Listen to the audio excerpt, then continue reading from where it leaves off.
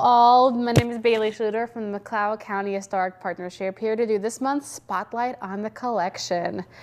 So these pieces are from Historic Hutchinson, which you might be familiar with. The group was established in 1999 by historically minded community members who have a deep passion for preserving the legacy of Hutchinson, Minnesota.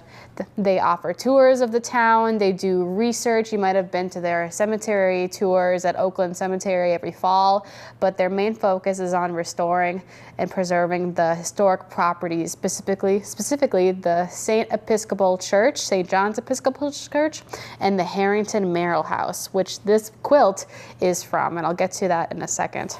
But a little history on the house, if you don't remember.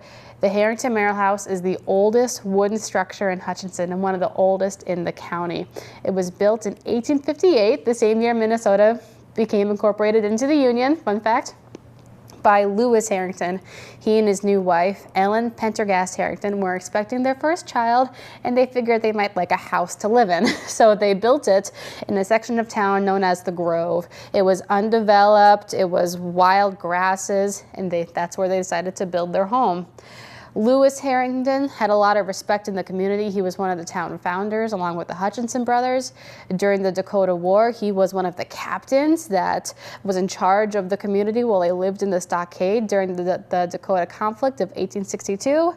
He was a surveyor, an engineer, and he was a part of the state legislature.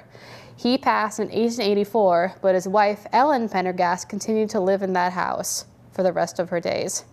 Now, the reason it's known as the Harrington Merrill House is because Ellen's daughter, Martha, the second born, I believe, married Harry Merrill, hence Harrington Merrill.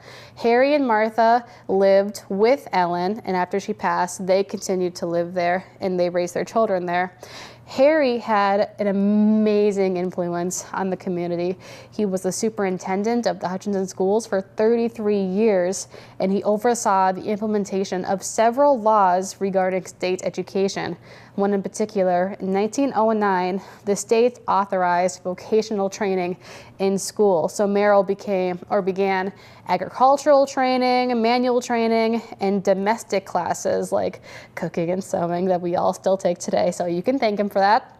In Hutchinson, in 1812, he initiated a normal school within the high school. It was the first and only such school in McLeod County for more than 2 decades. Many of its graduates would continue to staff rural schools and country schools, those one-room schoolhouses that you might remember. He was the president of the Minnesota Education Association from 1914 to 1915. So both the Harrington and the Merrills were a big part of this community, and their home is beautiful. It's gone through some remodeling. I brought a photo of the house, and you'll notice it looks a little different than what it is today. That's because it was in constant evolution.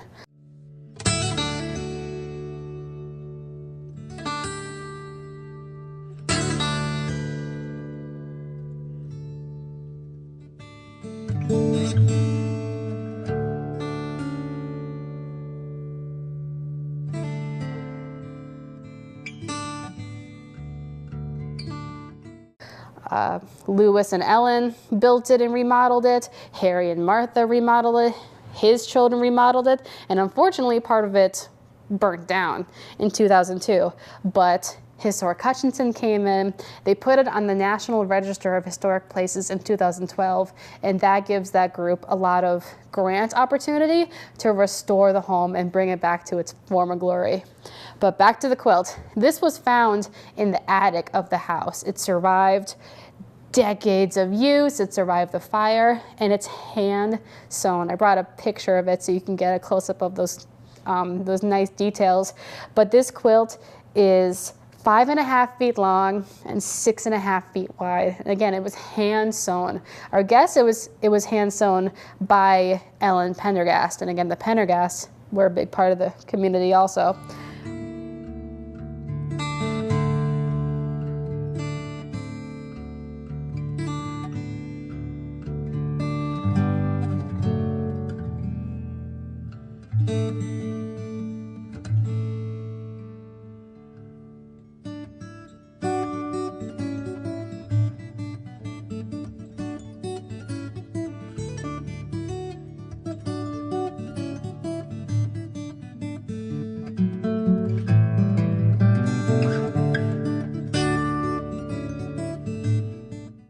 it's a beautiful example.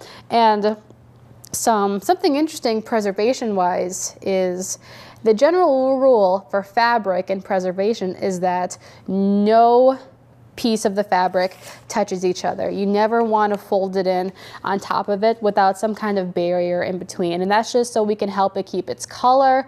We can help the fabric stay in good condition. It won't dry and get stuck or worn. And you also generally don't want to fold it. I'm keeping it folded now, but I promise I'll fix that later. So museums often have a quilt rack so they can roll the fabric up in cloth. So it's not folded, there won't be any creases, and the fabric can stay in one piece. And to help with that, Historic Hutchinson is actually working on an agreement with the County Museum to use their quilt rack. So a wonderful example of a partnership and preservation and different groups coming together with a common goal to keep this history. I love it. So next piece is this beautiful teacup and saucer. This is part of a set. There's two others exactly like this. And this belonged to the Harrington Merrills also. But the reason I brought it is because it represents a really interesting aspect of history.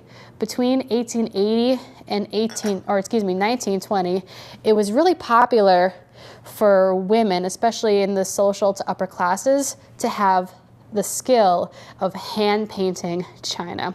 It was a respectable talent for these women to have, and it almost became a craze. It became popular in England in the 1870s. It traveled to America. Books were written about china painting. Classes were offered so that women could refine their skills. There were certain porcelain companies that specialized in creating blank canvases, as you were, these blank china. They might, like this gold trim was added to it, they would ruffle the edges, but you could buy these blank and watercolor onto them. And I'm so jealous of the detail and the time and the concentration of this. It's just beautiful. So this one has a gold trim, and you can see some light pink flowers around the edge. And the cup matches. You can see the gold handle, the gold trim, and the light pink flowers. But similar to painting parties that we have today with canvas, maybe a bottle of wine, women of the upper classes would come to other people's homes and have painting parties like this. The host would provide blank cups and saucers and what have you, and women would come together and create their own designs. And I love it. It's beautiful. Maybe we could bring it back. I wouldn't mind that. So I brought some other examples from the County Museum's collection of that beautiful hand-painted china. So thanks for tuning in. I'll see you next month.